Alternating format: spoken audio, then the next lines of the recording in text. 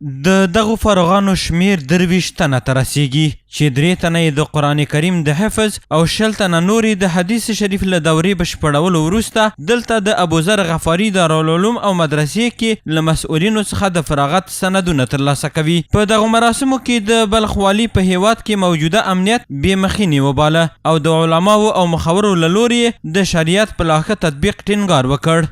سراسر افغانستان کې امنیت راغلی خو شریعت د علماو کار دی، د علماو مسؤلیت دی. شرعي نظام ځکه علما پوهېږي په ورځ د آخرت به د علماو مسؤلیت دی.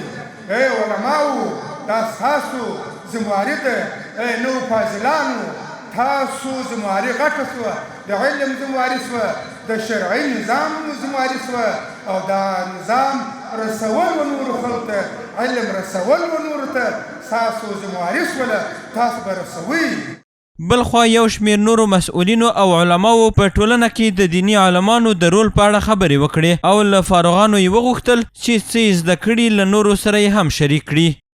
شما یک بشیر و نذیر برای قوم و ملتتان رفته، برایشان حق را چیزی که شنیدین و خواندین و فهمیدین حق را که به حقه برسانید. باید همیشه کوشش کنیم در پشت سند نگردیم، پشت نام مولوی و حافظ نگردیم، بلکه بر کیفیت علم کار بکنیم، باید بر کیفیت مدارس کار بکنیم.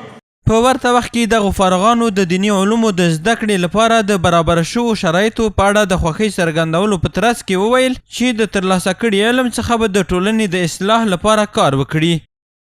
کوشش میکنیم با حد توان چیزی که استعدادی که خداوند بر ما نصیب کرده انشالله در راه دین باعث خدمتگار، باعث دعوتگر وعده میتیم انشالله که تا حد توان خدمت میکنیم انشالله العزیز. آموخته هایی که از دارالعلوم در طول تقریبا 17 سال آموختیم و ایره میخواهیم برای نسل های بعدی، برای جوانها، برای نوجوانها، برای از اونها انتقال بدیم تا در زمینه رشد و تمدن و پیشرفت و تدین شهرونده و امت مسلمه ما هم سهم خود ادا کرده باشیم.